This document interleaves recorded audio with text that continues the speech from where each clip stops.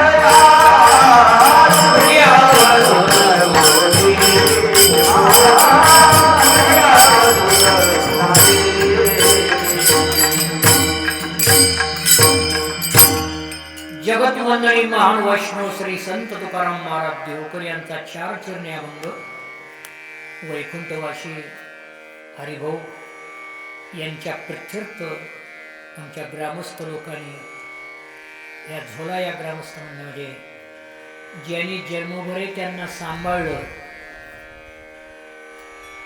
त्यांचे उपकार जाणीवपूर्वक तुम्ही ठेवले याला कृतज्ञता म्हणतात.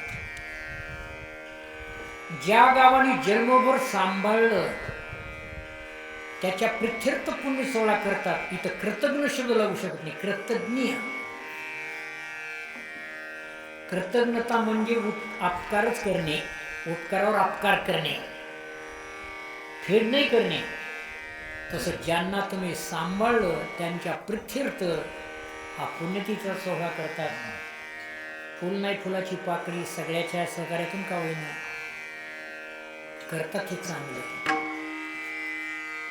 देवाची जयंती कुणी करेल श्रीकृष्ण जन्म, राम जन्मभूमी, श्रीराम जन्म, गोकुळाष्टमी कोणी करतील, कारण सगळ्याच होते.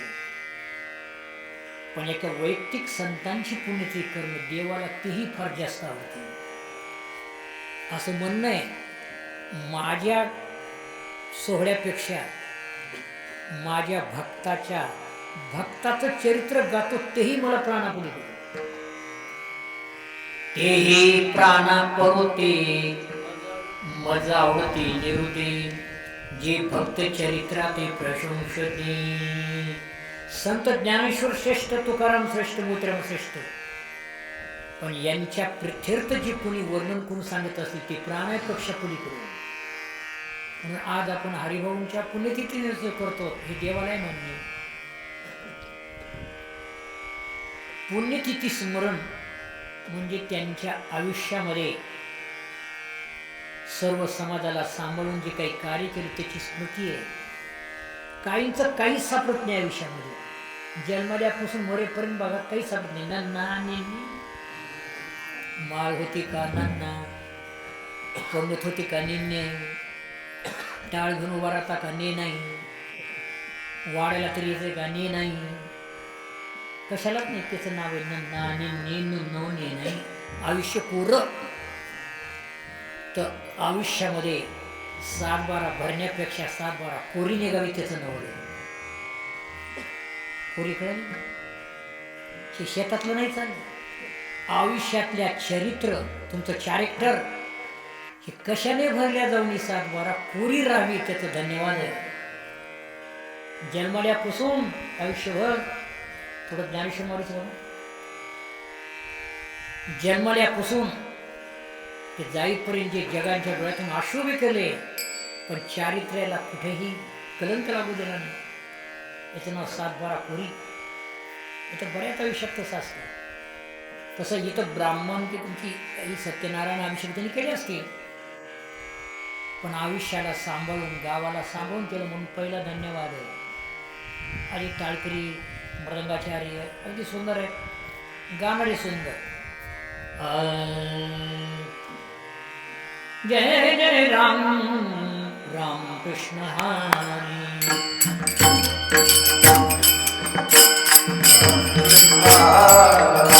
हरि जय राम राम कृष्ण हरि, जय जय राम राम कृष्ण हरि,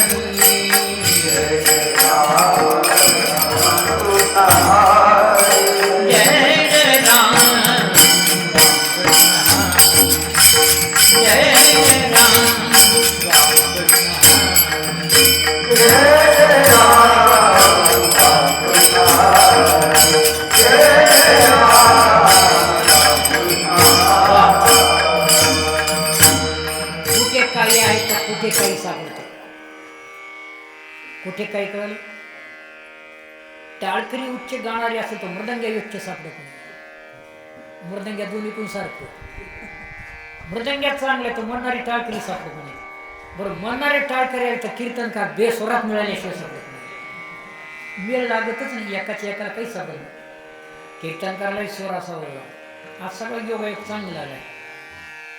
यालाच म्हणतात धन्याद दीन, धन्याद दीन संत दर्शनाचा, धन्याद दीन.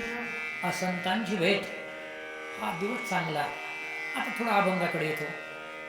संत तुकाराम महाराज या अभंगातून असं व्यक्त करतात, काही काही पुण्यानं काही मिळतं, पण असं कोणतं पुण्य जबरदस्त की संत सहवास लाभ होतो, संत सेवा घडते. पुष्कळ तुकाराम महाराजांना काही पुण्य माहीत नव्हते का? मंदिराला जर एखादी जमीन दिली, 2 गुंठे 10 गुंठे बांधा, पुढच्या जन्मात भोवन पालखी, त्याला पालखी बसायला मिळते. शिवलांबर सांगतो, वस्त्रदान केलं श्रीमंती, सोनदान केलं सोनकांती, दिवा लावला श्रावण महिन्यात मारुतीला, डोळे चांगले राहते, दिलं गोड तेलाचा डबा घरी नेल्यावर आपापलीच कल्पना करा काय होईल. एक एक झाड आपल्या शेतात जरी लावलं तर पितृलोकांचा उद्धार होतो. पिंपळ, वड, पिंपरी तोडू नका. एक लावलं पितृलोकांचं, हे सगळे माहिती आहे. अन्नदान जोडून या धन उत्तम व्यवहार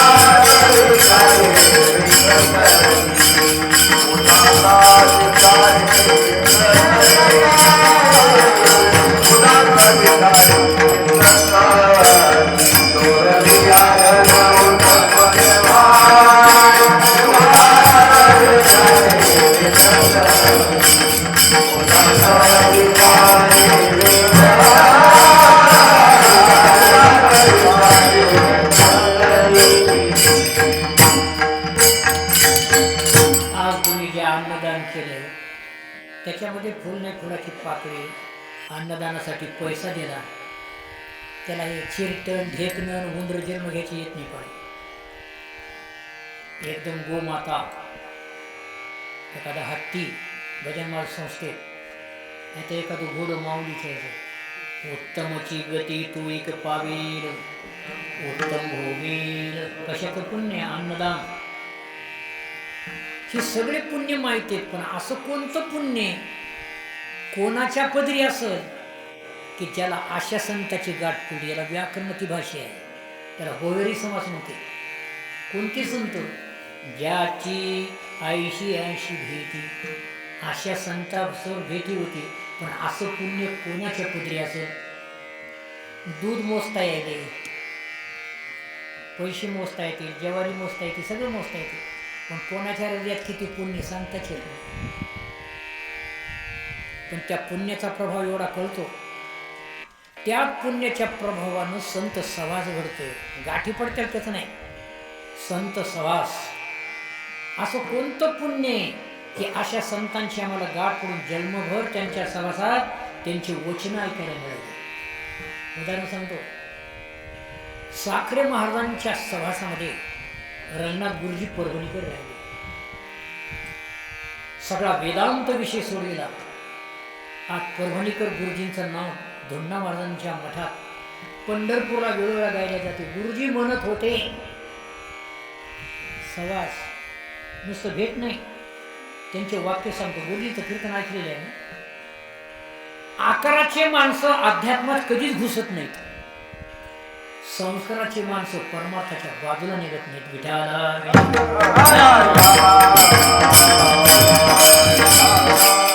तुम्हाला अर्थ कळत नाही याचं कारण आहे सहवास. गाठी तर कोणाच्या रस्त्यानं पडायला किंवा कोणा स्टँडवर पडायला, त्याचं नाही. संतांची गाठ पडावी, संत ओळखावे आणि सहवास लावा. याला एकनाथ मार्ग म्हणतात. सगळ्याला पडत नाही. पूर्व पुण्य असता गाठी, पूर्व पुण्य असता गाठी, परवा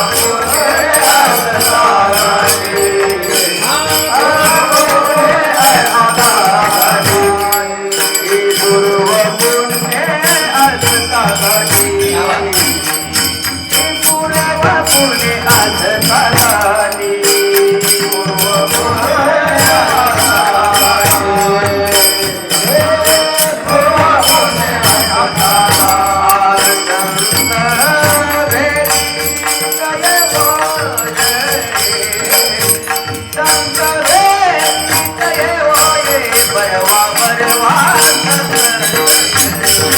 रे